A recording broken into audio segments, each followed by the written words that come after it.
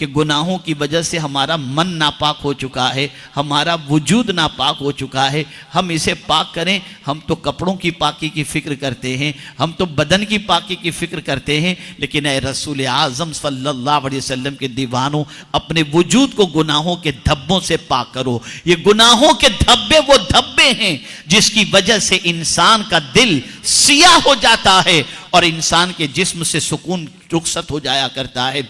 आप देखें, सरकार तो खुद ही पाक, तवज्जो चाहूंगा, हुजूर सल्लल्लाहु अलैहि वसल्लम खुद ही पाक और उनका मन भी पाक, उनका तन भी पाक। कि आला हजरत कहते हैं, तू जो चाहे तो अभी मैल मेरे दिल के धुलें, कि खुदा दिल नहीं करता कभी मैला तेरा। सरकार का तन भी पाक, मन भी पाक। तवज्जो चाहूंगा, अगर ये बात याद रह गई और समझ में आ गई तो मैं समझूंगा कि आज के इज्तिमा में आप बहुत बड़ा सबक लेकर के जा रहे। तन भी पाक, मन भी पाक और खुद को पाक करने वाला अल्लाह ने बनाया भी। हुजूर सल्लल्लाहु अलैहि वसल्लम मुज़क्की बनकर आए। कुरान कहता है, कमा अरसलना फीकुम रसूलम मिनकुम यतलु अलैकुम आयातिना व युज़क्कीकुम, कि ये रसूल तुम्हें पाक करते हैं। अल्लाहु अकबर। तवज्जो चाहूंगा, हुजूर भी पाक करने वाले, खुद भी पाक, तन भी पाक, मन भी पाक और खुद पाक करने वाले। लेकिन दुआ क्या करते हैं अल्लाह की बारगाह में? हुजूर अल्लाह की बारगाह में दुआ क्या करते हैं? कुर्बान जाइए, उम्मत की तालीम के लिए दुआ बताइए। अल्लाह की बारगाह में दुआ करते, अल्लाहुम्मा आति नुफूसना तक़वाहा वज़क्किहा फ़इन्नका खैरुम मन ज़क्काहा। खुद मुज़क्की होने के बावजूद भी अल्लाह की बारगाह में दुआ करते हैं कि अल्लाह मुझे अपना तक़वा अता फरमा और मेरे नफ्स को पाक फरमा दे। मुज़क्की होकर तज़किये की दुआ अल्लाह की बारगाह के अंदर फरमाते हैं और अल्लाह की बारगाह में दुआ करते हुए अर्ज करते हैं कि अल्लाह तुझसे बेहतर पाक करने वाला कौन हो सकता है?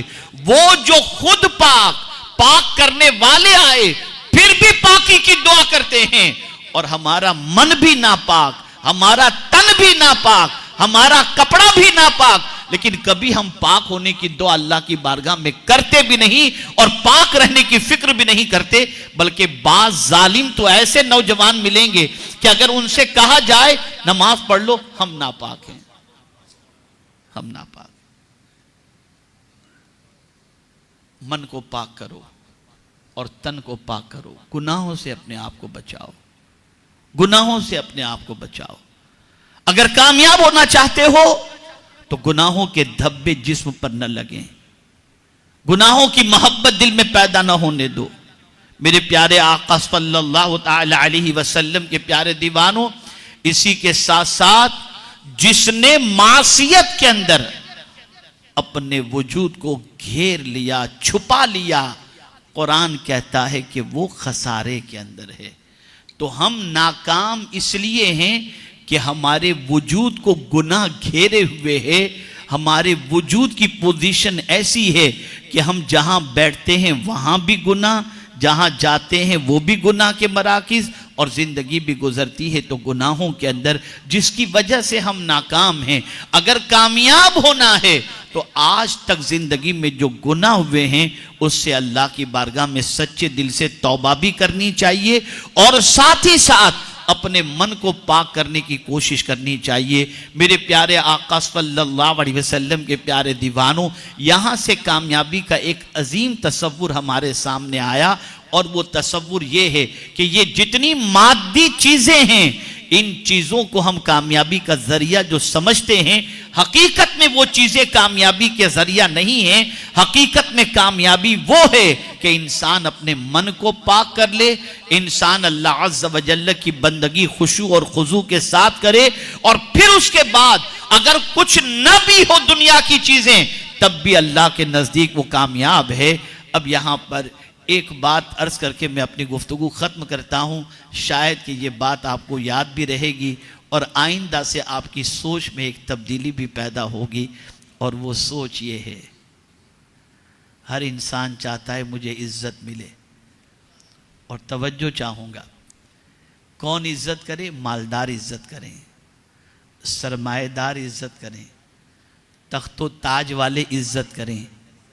गरीब तो सबकी इज्जत बेचारा करता है, गरीब तो करता ही है, लेकिन आदमी गरीब के नज़दीक मुअज़्ज़ज़ होना नहीं चाहता, मालदार के नज़दीक मुअज़्ज़ज़ होना चाहता है। बड़ी प्यारी बात किसी मुफक्किर ने कही है, अगर याद रह जाए तो मैं समझूंगा कि बहुत बड़ा सबक लेकर आप जा रहे हैं। वो मुफक्किर कहते हैं, तुम कमज़ोरों को इज्जत दो। मुफक्किर कहते हैं, तुम कमज़ोरों को इज्जत दो, अल्लाह ताकतवरों से तुम्हारी इज्जत करवाएगा। तुम कमज़ोरों को इज्जत दो।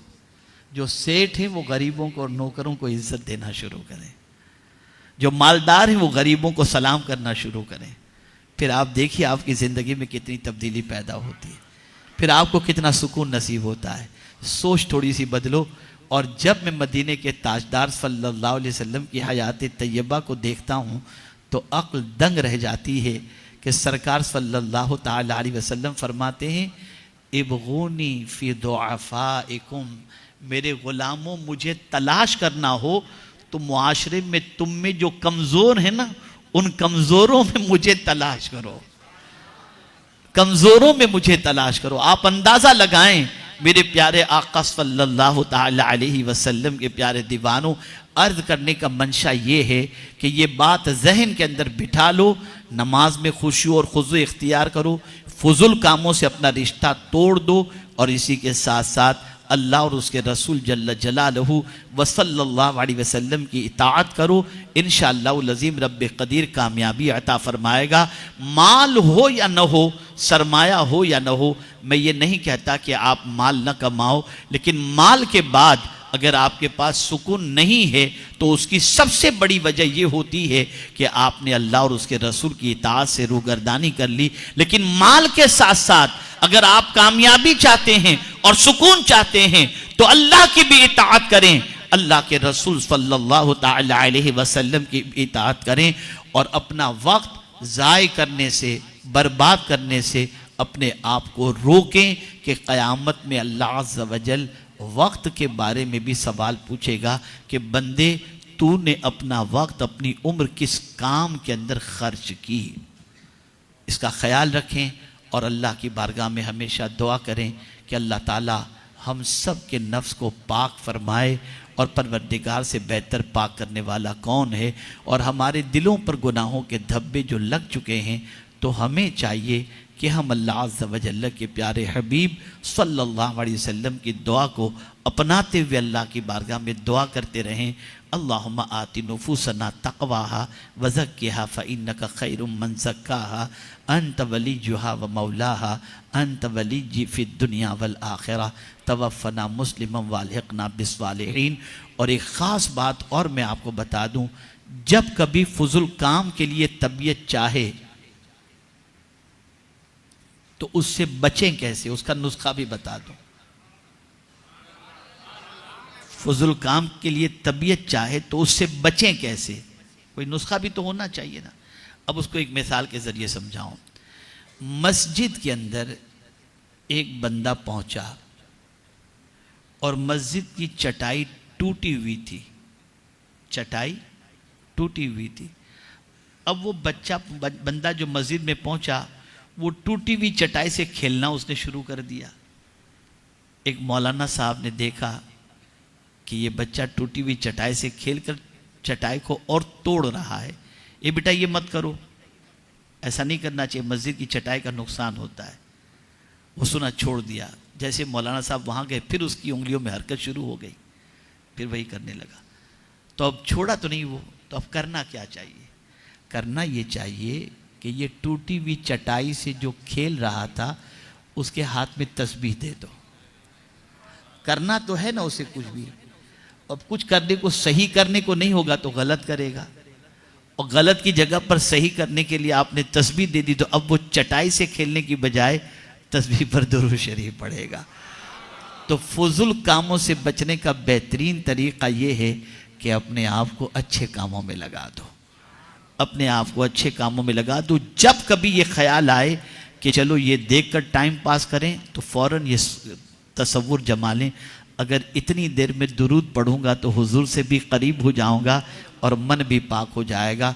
मेरे प्यारे आका सल्लल्लाहु अलैहि वसल्लम के प्यारे दीवानों, अपनी आदतों को संवारें, अपने आप को संवारें।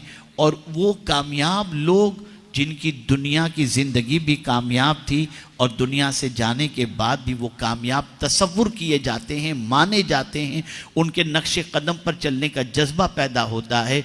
उनकी ज़िंदगी के अंदर क्या चीज़ें थीं, उसे पढ़ो, उसे समझो और उस तरीके पर अमल करने की कोशिश करो।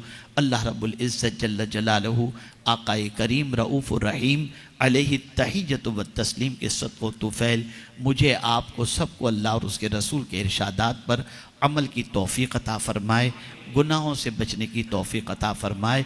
और यहाँ जो लोग अपना टाइम पास करते हैं, वेस्ट करते हैं, ज़ाय करते हैं, उनसे मैं गुजारिश करता हूँ आप सुन्नी दावत इस्लामी के शॉर्ट टर्म कोर्स के अंदर ऑनलाइन ज्वाइंट करके आप वज़ू के मसाइल, अक़ीदे के मसाइल, ज़िक्र व अज़कार के बारे में, कुरान शरीफ कैसे पढ़ा जाए, तजवीद कोर्स, ये सारे ऑनलाइन कोर्स ज्वाइंट करें और ज्वाइंट करने के बाद अपनी मालूमात में इजाफ़ा फ़रमाएँ और अपनी दीनी मालूमात के ज़रिए अपनी नमाज भी दुरुस्त करें, अपना ईमान भी दुरुस्त करें।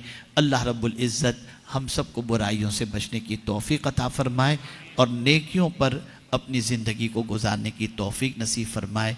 वमा अलैना इल्लल बलागुल मुबीन। अस्सलामु अलैकुम व रहमतुल्लाहि व बरकातुहू।